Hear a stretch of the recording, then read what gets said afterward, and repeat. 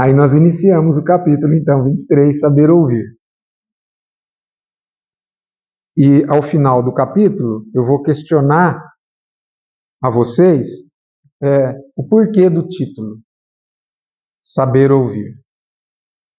Quem já leu em casa e já fez uma reflexão sobre isso, eu sempre gosto de falar, tente encontrar no título, no texto, a que se refere o título, né? Às vezes é muito simples, às vezes nem tanto.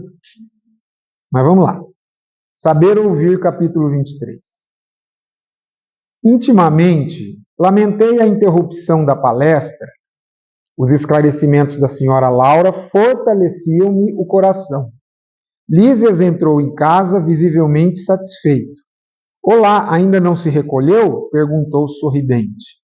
E enquanto os jovens se despediam, convidava-me solícito. Venha ao jardim, pois ainda não viu o luar destes sítios. A dona da casa entrava em conversação com as filhas, enquanto acompanhando Lísias, fui aos canteiros em flor. O espetáculo apresentava-se soberbo. Habituado à reclusão hospitalar entre grandes árvores, ainda não conhecia o quadro maravilhoso que a noite clara apresentava ali, nos vastos quarteirões do Ministério do Auxílio. Glicínias de prodigiosa beleza enfeitavam a paisagem. Lírios de neve, matizados de ligeiro azul ao fundo do cálice, pareciam taças de caricioso aroma. Respirei a longos haustos, sentindo que ondas de energia nova me penetravam o ser. Ao longe, as torres da governadoria mostravam belos efeitos de luz. Deslumbrado, não conseguia emitir impressões. Esforçando-me para exteriorizar a admiração que me invadia a alma, falei comovidamente. Nunca presenciei tamanha paz. Que noite! O companheiro sorriu e acentuou. Há compromissos entre todos os habitantes equilibrados da colônia, no sentido de não se emitirem pensamentos contrários ao bem. Dessarte, o esforço da maioria se transforma numa prece quase perene. Daí nascerem as vibrações de paz que observamos e que sentimos, né? Mais do que observar, as vibrações de paz sentidas ali. Essa é uma característica que vai um pouco permear esse capítulo, que é o esforço coletivo. O esforço coletivo. Um compromisso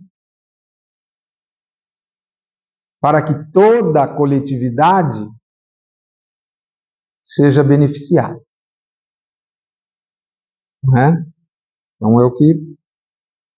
E é interessante também que, certeza que André Luiz na Terra não fazia isso que ele fez aqui. Olhar as flores, olhar a lua, olhar o céu, as plantas, com até detalhes que ele cita aqui. Claro que também tem a intenção dele nos remeter a uma questão de muita semelhança com as questões da Terra, né? Essa natureza que ele já citou em outros capítulos anteriores, mas é interessante que todos nós, quer dizer, todos nós não vou generalizar, eu mesmo não fico observando essas coisas, talvez devesse mais. Após enlevar-me na contemplação do quadro prodigioso, como se estivesse bebendo a luz e a calma da noite, voltamos ao interior, onde Lísia se aproximou de pequeno aparelho postado na sala, à maneira de nossos receptores radiofônicos. Aguçou-me a curiosidade. Que iríamos ouvir? Mensagens da Terra? Vindo ao encontro de minhas interrogações íntimas, o amigo esclareceu. A pergunta dele é porque dentro dele estava isso aí, né? Nós já estamos quase no meio do livro e ele quer saber notícias da família. Não ouviremos vozes do planeta. Nossas transmissões baseiam-se em forças vibratórias mais sutis que as da esfera da crosta. Então, mas por que ele está falando nossas transmissões? Porque os programas que eles assistem, os programas na televisão, tem outro padrão. Mas não há recurso, indaguei, para recolher as emissões terrestres? Agora vai esclarecer a sua dúvida.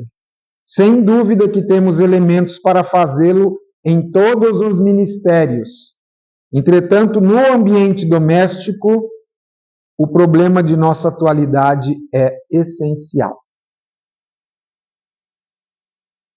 Então, é outro esquema no lar. Da mesma forma que lá em cima ele fala que há um compromisso entre os moradores para manter vibrações elevadas, também a programação que se assiste dentro de casa é uma programação elevada. Aí ele vai dizer, ó, 1. A programação do serviço necessário. Essa é uma coisa que passa lá na TV. Programação do serviço necessário. 2. As notas da espiritualidade superior. Não vem de baixo para cima, mas vem de cima para baixo. Aí é bom, que são da espiritualidade superior. E 3. Ensinamentos elevados. Vivem agora para nós outros muito acima de qualquer cogitação terrestre. Ou seja, são interesses.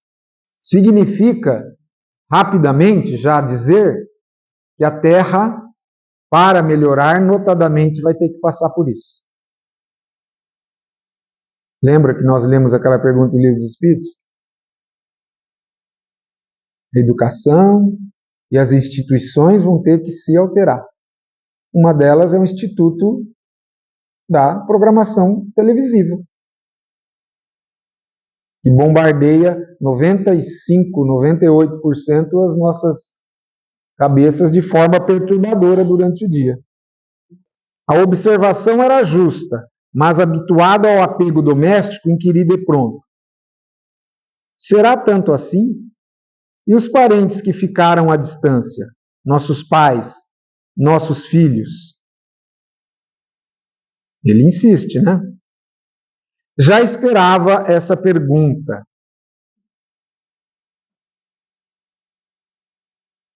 Talvez, nós também comentamos aqui lá atrás, uma das perguntas primeiras que vamos fazer quando a gente desencarnar. Eu diria para você que e para mim também, claro, melhor não perguntar. Melhor não perguntar sobre quem ficou para trás. Deixa ser uma coisa espontânea. Porque se você perguntar, eles vão te responder alguma coisa nesse sentido, né? Se você tiver em condições de lucidez de perguntar. Se você não reencarnar antes. Que bate lá e volta. Já esperava essa pergunta. Nos círculos terrestres, somos levados muitas vezes a viciar as situações. A hipertrofia do sentimento é mal comum de quase todos nós. Você vê, hipertrofia, não é um sentimento ampliado na elevação, ele inchou. Somos por lá velhos prisioneiros da condição exclusivista. Exclusivista lembra o quê? Egoísmo. Egoísmo. Por que talvez ele não quereria saber da condição que está a cidade, o país, né? Se as pessoas estão melhorando. Não, quer saber como está a esposa, o filho. É natural isso? É natural. É natural. O desejo de querer saber é natural. Mas estamos sendo chamados à reflexão. Em família, isolamo-nos frequentemente no cadinho do sangue e esquecemos o resto das obrigações. Você vê que ele trata o assunto de forma a nos levar a desenvolver esse raciocínio. Embora alguém possa achar que é um tópico, uma abordagem, melhor dizendo, um pouco assim, isso está muito longe. Mas a gente tem dito aqui que todas as coisas que o livro Nosso Lar está nos mostrando, ele está querendo apresentar para nós a possibilidade de uma iniciação, em termos de um exercício, de uma exemplificação. E foi o que não se deu com André Luiz. Vivemos distraídos dos verdadeiros princípios de fraternidade. Você frequentou um centro espírita, Robson, 60 anos lá na Terra, que chamava Grupo Espírita Fraternidade. O que você tem a me dizer sobre fraternidade? Eu não vou ter nada a dizer. Muito pouco. Talvez nada. Não é? Porque também o nome da casa que você frequenta tem a ver. Principalmente se você se conduziu nela de uma forma, assim, por um grande tempo. Isso que eu quero dizer. Porque tem gente que fica 2 anos em cada casa espírita, né? Aí essa minha afirmação é inválida. Mas se você fica todo um tempo, 30, 40 anos, numa casa espírita que se chama Irmãos Dadas, e aí? Você nunca olhou na frontispício ali e não parou para pensar? Fraternidade? Será que os espíritos que se reúnem numa determinada situação, onde um nome está ali, que eu não acredito que ele seja aleatório, eles não estão empenhados nisso? Talvez não todos, mas um núcleo da própria casa, né? Um núcleo de pessoas da própria casa não está aqui porque se comprometeu com a fraternidade? Então, ensinamos-los a todo mundo a fraternidade.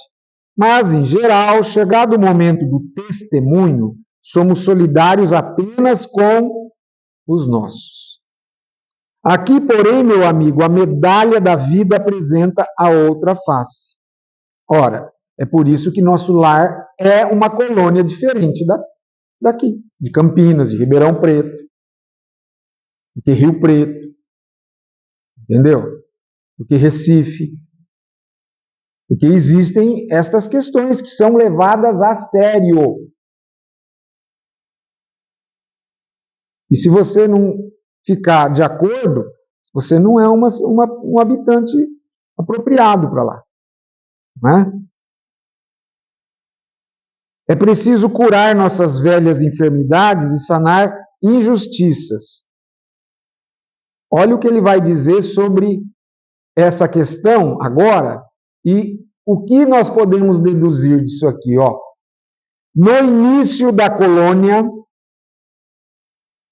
todas as moradias, ao que sabemos, ligavam-se com os núcleos de evolução terrestre. O que é isso? Tinha notícias. Ninguém suportava a ausência de notícias de parentela comum. Do ministério da regeneração ao da elevação, vivia-se em constante guerra nervosa. Boatos assustadores perturbavam as atividades em geral. Mas precisamente há 2 séculos, um dos generosos ministros da união divina. Por que união divina? É porque é aquele que se liga ao plano superior. É ele. Compelia a governadoria a melhorar a situação. Você leu há pouco aqui que houve um compromisso entre os habitantes equilibrados da colônia de não emitir pensamentos contrários ao bem. Não foi esse o trato? E como que deixa acontecer um negócio desse, assim? Ou como que pode coexistir este compromisso com essa situação? Eu acho que depois que vai haver essa mudança é que veio esse compromisso, porque antes não dava, né? Acho que é claro isso. O ex-governador era talvez demasiadamente tolerante, e a bondade desviada provoca indisciplinas e quedas. Eu gosto quando fala essas coisas, porque o pessoal acha que espírita, por ser espírita ou cristão, ele tem que ser bobo. Não é nem bonzinho, ele tem que ser bobo. E às vezes a bondade tem que ser colocada de lado e entrar com a justiça e com a energia para resolver um problema. Isso não faz que nesse momento você seja cruel, mas que você entre com uma certa autoridade, uma certa energia para resolver uma questão que precisa ser resolvida. Você vê? Ele fez essa ligação com o quê? Com a maneira com que o governador talvez conduzisse alguns assuntos. Você viu lá o problema da alimentação? Do intercâmbio de alimentos? O governador não foi bonzinho, não. Mandou até ligar as baterias lá dos calabouços. A bateria das defesas, aciona os calabouços. Tem pessoas que não têm condição de atender a esse compromisso. Não precisa ser desequilibrado, mas que não tem a condição. Você vê a filha dela, ela não está em condições. Lembrou? Então, é a neta, Heloísa. Então tem pessoas, né? É difícil nessas paragens, situadas nessa região que ela está, a cidade, todos os habitantes atender essa solicitação. Agora, você acredita que à medida que você evolui, isso é possível? Se você sobe em dimensões, isso é possível? Tanto é possível que é uma cidade ou colônia numa região elevada. Não é? Sempre pensa assim, lembra que a gente fala do umbral, vou falar agora em relação a isso. A cidade não está lá em cima porque ela recebeu algum privilégio. Ela está lá em cima porque ela se modificou, saneou os seus problemas todos sociais, compromisso com levar a ferro e fogo, no bom sentido, os ensinamentos de Jesus. Pronto. Virou uma cidade de mundo superior. E nem a gente fala com o inferno. O inferno não foi criado ali por Deus e falou, quem merecer vir, vem para cá. Eu já criei aqui um local para vocês arderem. Isso não existe. Foram as pessoas que criaram um ambiente desfavorável e que nós chamamos, como que ele chamou ontem lá no livro Libertação, o Flacos? Zonas purgatoriais de reparação. E a gente chamou de inferno, mesma coisa. Zonas purgatoriais de reparação. Não é um nome bonito para inferno? É o que está lá no livro, o ministro Flacos fala. Porque o inferno te remete a quê? A teologia católica. Agora, se fala zonas purgatoriais de reparação, a hora que ela deixar de ser de reparação, ela não é mais zona purgatorial, ela se saneia, vira uma escola, vira um educandário, e assim por diante. E de quando em quando as notícias dos afeiçoados terrestres punham muitas famílias em polvorosa. Os desastres coletivos no mundo, quando interessassem algumas entidades em nosso lar, eram aqui verdadeiras calamidades públicas. Segundo o nosso arquivo, a cidade era mais um departamento do umbral que propriamente zona de refazimento e instrução. Amparado pela união divina, o governador proibiu, olha aí, a energia, o intercâmbio generalizado. Houve luta. Quando a gente lê isso aqui, mas na hora eu penso assim, será que se a gente quisesse mudar alguma coisa em Araçatuba nesse sentido, vai haver luta? Não, é claro que não precisa ser nesse sentido. Não é nem nesse sentido, você entendeu? É alguma coisa que seja assim, um pouco mais benéfica para a população. Você entende que nosso lar passou por uma evolução. Foi uma cidade que se aperfeiçoou, porque 1943, 200 anos atrás, então você põe 1750. Tinha contato. 200 anos atrás tinha contato. Ela foi fundada em 1500 e pouco. Mas então, aí que tá. É aí que eu quero chegar, onde ele está falando. Não é porque lá não tem corrupção. É as pessoas lá que não se corrompem. Você viu como é diferente? É diferente isso. Por que você não se pergunta? Por que numa cidade, num país, não existe corrupção?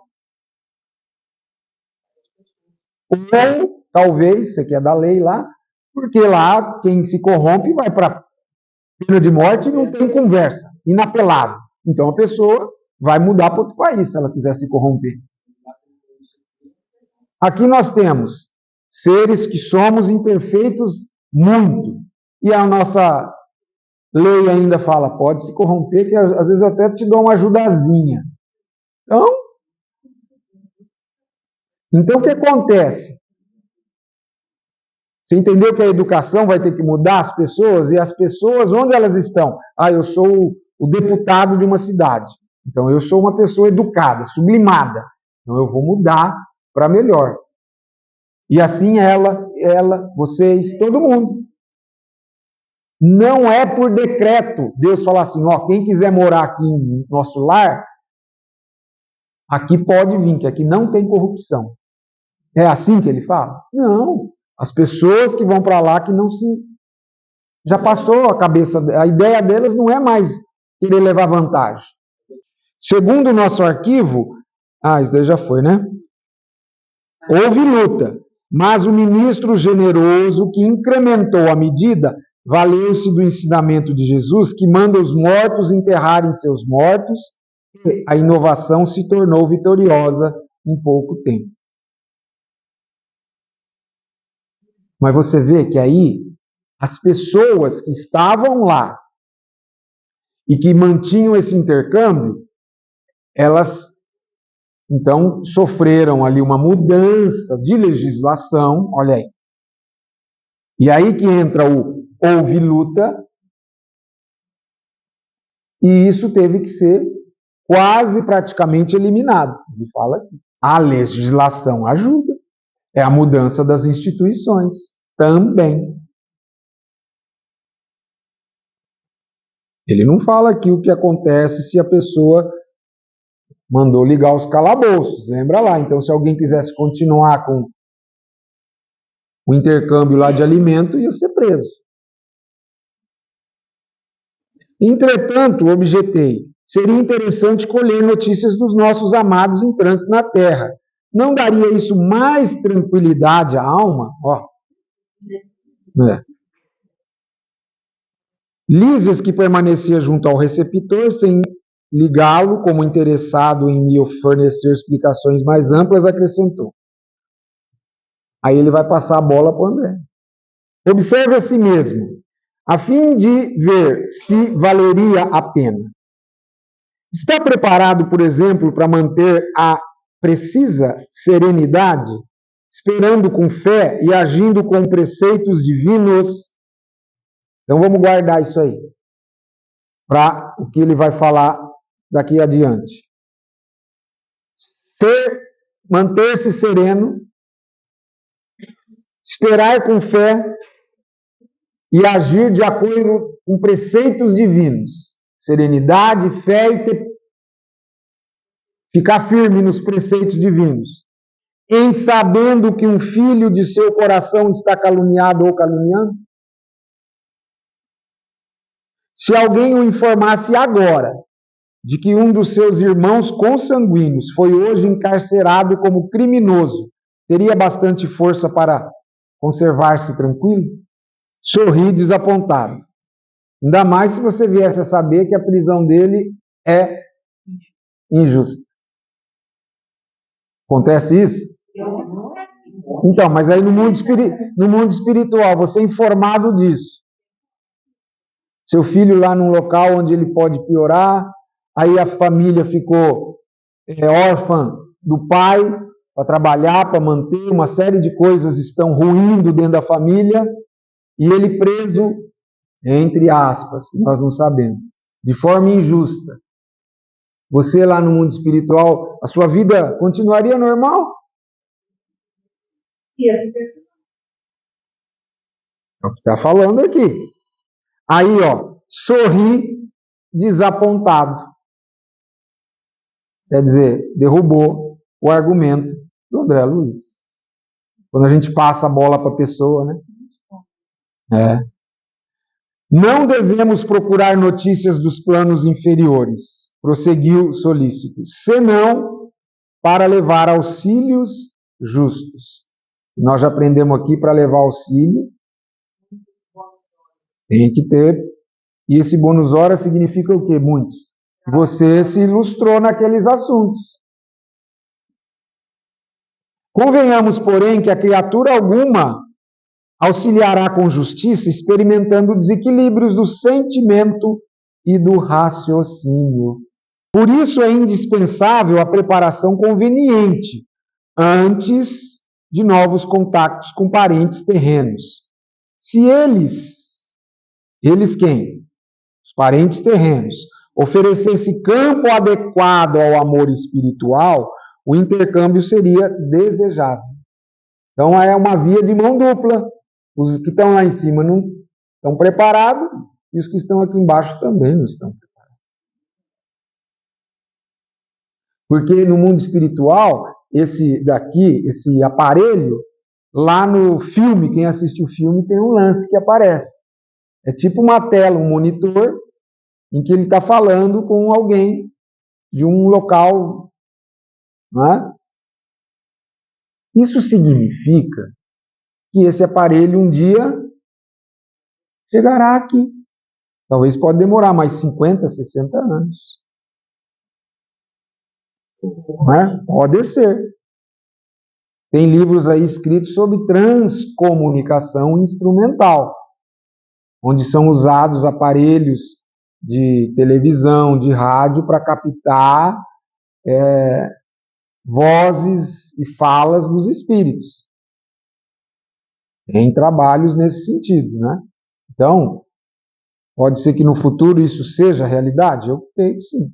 Mas esmagadora porcentagem de encarnados não alcançou ainda nem mesmo o domínio próprio e vive às tontas, nos altos e baixos das flutuações de ordem material. Precisamos, embora as dificuldades sentimentais, evitar a queda nos círculos vibratórios inferiores. Contudo, evidenciando minha teimosia caprichosa, indaguei. Mas, Lísias, você que tem um amigo encarnado, qual seu pai, não gostaria de comunicar-se com ele? Sem dúvida, respondeu bondosamente. Quando merecemos essa alegria, visitamo-la em sua nova forma, verificando-se o mesmo quando se trata de qualquer expressão de intercâmbio entre ele e nós. Você vê? Quando existe merecimento. E o merecimento está ligado a essa capacitação. Não é? Não devemos esquecer, entretanto, que somos criaturas falíveis. Necessitamos, pois, recorrer aos órgãos competentes que determinem a oportunidade ou o merecimento exigidos. Recordam-se que nós vimos que nós vamos ver ainda. A dona Laura recordou o passado. Ela teve que ir em algum lugar, no ministério, né? Não foi assim de graça que ela pôde ter esse excesso. Então aqui também, ó, você vai consultar pessoas mais experientes que têm acesso às informações suas para que possa oportunizar. Para esse fim, temos o Ministério das Comunicações. Acresce notar que da esfera superior é possível descer à inferior, com mais facilidade. Existem, contudo, certas leis que mandam compreender devidamente os que se encontram nas zonas mais baixas. Olha, isso daqui parece que passa despercebido. Nós comentamos ontem isso aqui, brevemente. Existem certas leis. Lembra que a gente estava falando da materialização? Que o espírito do Chico levou um tiro no mundo espiritual que machucou o ombro? Aí eu comentei, você já pensou se isso é verdade? E é. Por que não é generalizado? Aí eu já expliquei. Mas olha aqui, ó, existem certas leis que às vezes não podem ser derrogadas. Por que, Robson? Porque senão o caos se estabeleceria. Não é? Pois, se o próprio homem adota leis, como adotou aqui, para modificar parâmetros vibracionais de uma cidade, não foi? Por que Deus não haveria de fazê-lo com a intenção de evitar um distúrbio muito grande? E isso não só em nosso lar, porque não é uma lei para o nosso lar. É uma lei para o mundo espiritual daquela teor vibratório. É uma lei que vige ali. Não é? Isso é claro, gente. É tão importante saber falar como saber ouvir. Pronto. Então, qual que é a relação do título com o capítulo? Quem vai responder? Além disso, mais ainda, saber ouvir na questão de uma dimensão a outra, que é o que ele está relacionando aqui. O passo inicial é isso aí que ela falou, a Silvia falou. Tem coisas que nós não temos condições, nem aceitação, nem sentimento, nem nada, né? Então, o que acontece? Acontece que temos que aprender a saber ouvir também essas dimensões. Tá? Nosso lar vivia em perturbações, porque, não sabendo ouvir, não podia auxiliar com êxito, e a colônia transformava-se frequentemente em campo de confusão. E não era esse o objetivo para o nosso lar se tornar. Calei-me, vencido pelo argumento ponderoso, e enquanto me conservava em silêncio, o enfermeiro amigo abriu o controle de recepção sob meus olhos curiosos.